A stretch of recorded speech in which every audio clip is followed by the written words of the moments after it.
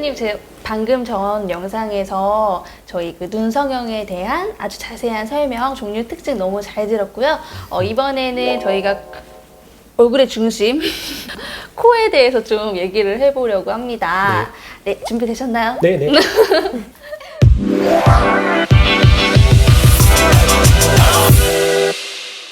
압구정 DS 홈페이지에 올라와 있는 질문인데요. 코 성형을 할 때 귀연고를 쓰면 내기는 괜찮을까요? 하고 물으셨는데 정말 괜찮은가요? 연골을 떼버리면 연골이 다시 생기지는 않습니다. 큰일이죠. 맞습니다. 근데 대신에 변형이 생기면 안 되겠죠, 당연히. 그래서 생각보다는 코 수술을 할 때 연골이 많이 필요해요. 우리가 생각하기로는 뭐 이거 조금 하는데 뭐가 그렇게 많이 필요할까 싶은데 네. 그 좁은 공간 안에서 연골들이 생각보다는 조금 많이 필요한 편입니다. 대신에 귀연골을 뗀다고 해서 귀가 변형이 생기게 만들면 분명히 안 되겠죠. 그래서 물론 이제 절개흉도 문제이기 때문에 저희 병원에서는 최대한 이제 뒤쪽에서 좀 떼는 게 일반적이고요. 뭐 특별한 상황들에서는 앞쪽에서 떼는 경우도 있기는 있습니다. 근데 일반적으로는 귀 뒤편에서 안 보이게 뒤에서 떼는데 테두리는 다 놔두고 중앙 부분에서만 뗀다고 생각하시면 되세요. 중앙 부분이요? 네, 그러니까 연골이 꼭 있어야 되는 부분은 있어야 됩니다. 중앙 부분, 여기 이쪽, 네, 여기 깊은 쪽에 있는 푹 들어가 있는 부분은 귀와는 상관은 없으세요. 그래서 그쪽에서 떼고 위쪽도 마찬가지예요. 테두리는 다 놔두고 필요 없는 부분에서만 딱 떼서 귀의 변형을 막습니다. 그럼 귀의 윤곽은 다 그대로 있는 상태에서만. 그렇게 떼야 귀의 변형을 막을 수는 있어요. 그럼 귀가 조금 더 큰 사람은 더 얻을 게 많은 거예요? 훨씬 좋죠. 그럼 코 수술해도 귀가 중요하네요. 네, 귀가 너무 작으면 뗄 수 있는 연골 자체가 좀 부족하기 때문에. 그러면 재수술을 할 때 만약 귀연고를 썼어요. 그러면 재수술할 때 그걸 가지고 다시 쓰나요? 아니면 다시 채취해서 쓰는 건가요? 연골에 따라서 좀 다릅니다. 안쪽을 확인해보고 기존에 있던 연골들을 사용할 수 있으면 최대한 그 약간의 연골들도 정말 소중한 연골이기 때문에 그걸 최대한 이용하고요. 정말 안쪽에서 염증이 생겨서 다 이제 망가지거나 그러면 어쩔 수 없이 이제 제거하고 이제 반대편 귀는 두 쪽이니까요. 반대편 귀를 이용해서 이제 하는 경우도 있고 그렇습니다. 소중하구나, 귀가. 그럼 재수술을 막 2번 하고 3번 하고 그러다 보면은 연골이 문제네요. 그렇죠. 연골의 한계가 있을 수도 있고요. 어떻게 보면 기대치를 조금은 낮춰야 되겠지요. 이미 이제 연골이 너무 없고 하는데 더 높이겠다. 그런 부분들은 좀 문제가 있을 수 있고요. 요즘에는 사체 진피라는 것도 있습니다. 살 부분을 조금 더 보강시켜주는 인공 진피나 이런 부분들도 있기 때문에 그런 것들도 조금은 이용할 수 있고요. 일단 원장님하고 좀 상의를 해봐야 되겠지. 그러면 그 코의 염증 반응이라고 하잖아요. 그런 증상들은 또 어떤 것들이 있을까요? 대부분 일반적인 염증 증상들은 어느 부위나 다 정해져 있습니다. 일단은 안쪽에 염증이 생긴다면 당연히 조직들이 괴사되기 때문에 통증이 상당히 심하겠죠. 그렇죠? 통증, 그리고는 주변이 정말 붉어지고 그리고 심하게 붓습니다. 이 세 가지가 동시에 오면 염증이구나 그렇게 생각하시면 맞으세요. 동시에요? 네. 근데 조직이 반응을 일으킬 때 세 가지가 대부분은 동시에 발생한다고 생각하시면 맞으세요. 물론 하나도 안 아픈 경우도 있기는 있어요. 근데 그런 경우에는 이제 의사 선생님이 직접 만져보고 판단을 해야 되겠지요. 그렇지만 대부분은 조직들이 손상이 되고 염증이 생긴다면 이런 증상들이 동반되니까 그러면 빨리 조치해서 항생제를 일찍 먹든지 아니면 실리콘을 제거하든지 그런 판단은 결국은 의사 선생님이 해야 되겠죠. 그렇게 약간 날씨 변화에 의해서 이게 좀 빨개지고 네, 그런 것과는 전혀 무관합니다. 대부분. 네. 술 먹고 이런 증상. 네. 그리고 코에도 이제 유행이 있잖아요. 요즘 현재 트렌드는 어떻게 되나요?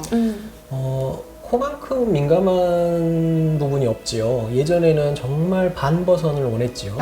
코끝이 정말 높고 이렇게 버선처럼 돼 있는 한가인 코. 네.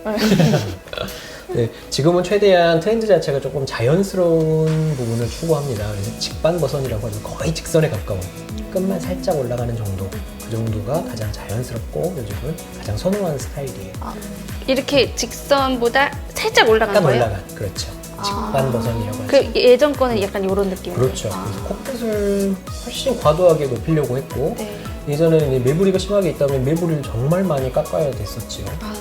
그래서 이제 반버선을 만들어야 되는데 너무 이제 매부리도 뼈 부분이나 이런 부분들이 있는데 너무 과도하게 깎거나 그렇게 되면 당연히 코털이 나 있는 안쪽 점막이 다 드러나겠죠. 당연히 그렇게 생각하면 뭐 들어보셨을 거예요. 실리콘 수술하고 났는데 때만 되면 물이 찬다. 그렇죠? 안쪽 점막이 다 드러나면 안쪽에서 당연히 물이 찰 수밖에 없겠죠. 아이고. 그래서 그렇게 과도하게는 안 하는 게 맞겠죠.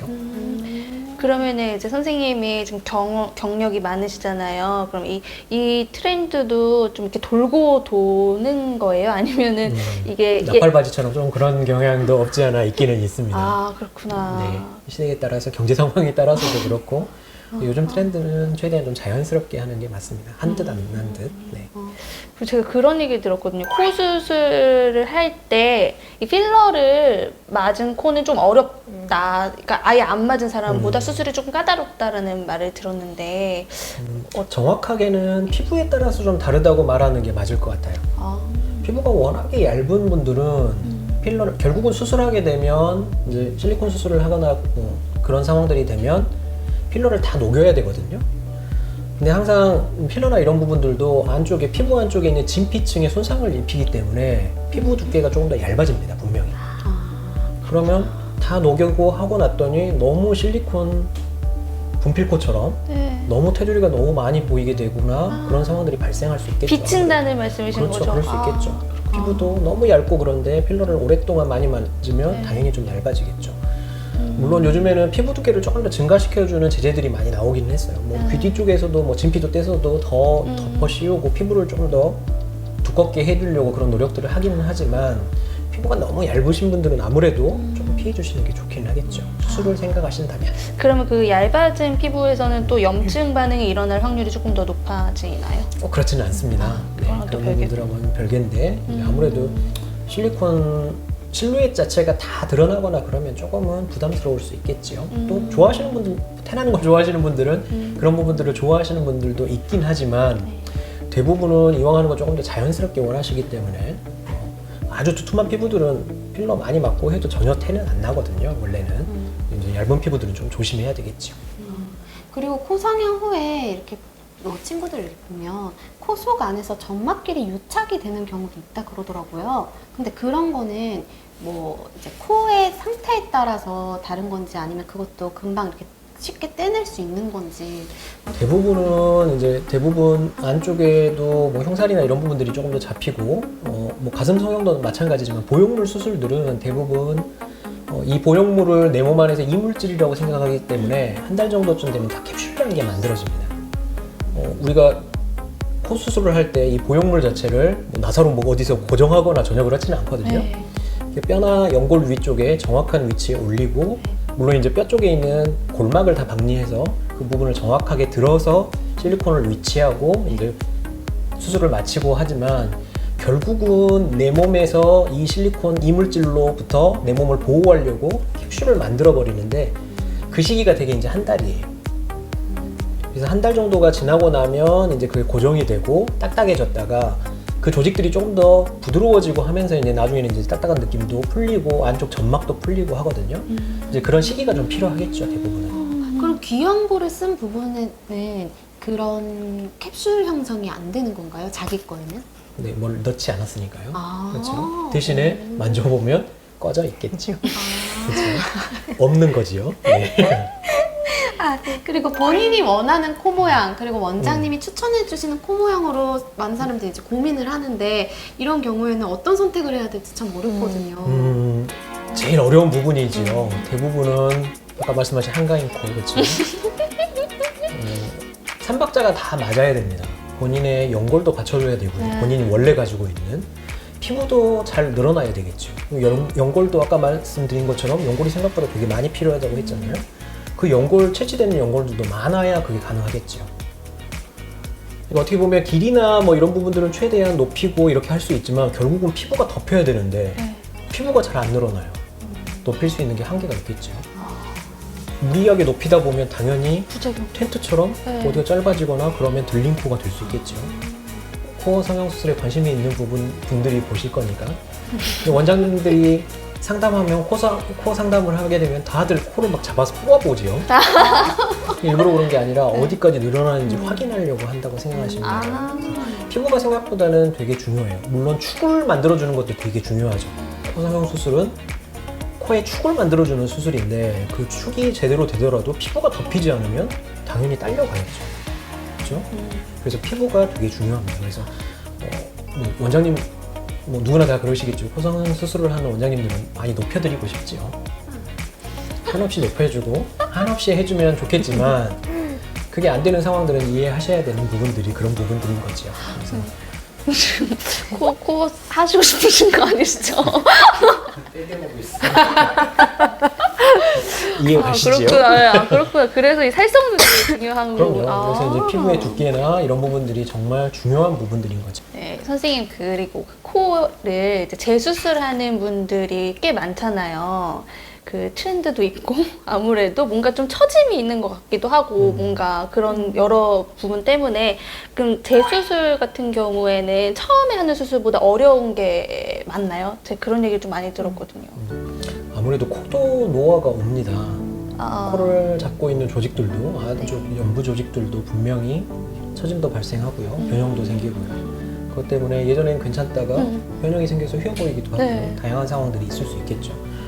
그러니까 모든 게 다 원래대로만 있으면 좋겠지만 꼭 그렇지만은 않기 때문에 그런 상황들이 발생하지 않으면 굳이 뭐 또 그런 말도 있죠.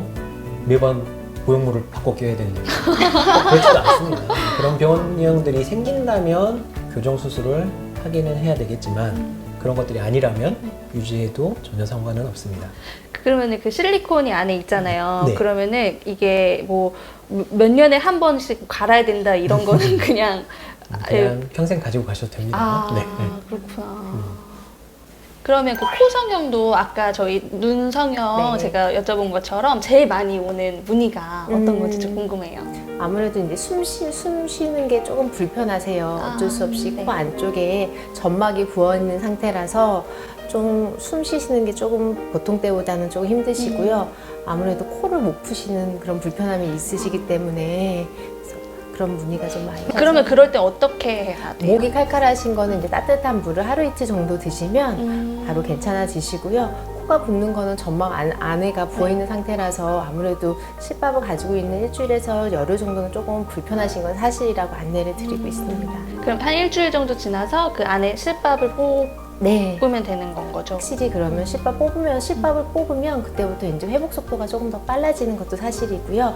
그리고 내원하셔서 저희가 이제 재생 치료도 같이 진행하기 때문에 훨씬 숨 쉬거나 하시는 게 훨씬 더 편하다고 하세요. 재생 치료가 재생 어떤 거예요? 레이저를 저희가 아. 조금 회복 속도를 조금 빨리 해드리기 위해서 저희 병원에서는 수술하신 분들에 한해서는 적외선 치료를 무료로 진행하고 있습니다. 와우. 그러면은 그 눈 성형 같은 경우 금요일 날 수술하고 월요일 날 또 출근하시잖아요. 네. 그럼 코도 약간 좀 그런 게 있나요?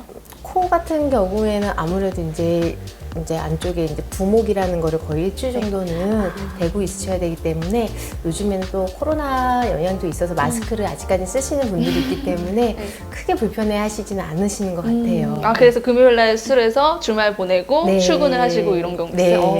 마스크 쓰고 출근하고. 네, 마스크 쓰시고 아무래도 부목을 일주일간 대고 있으셔야 되기 때문에 코로나가 미인을 만들었네요. 네. 그래요? 갑자기 코로나가 풀렸는데 다 예뻐지고 잘생겨지고. 그렇죠.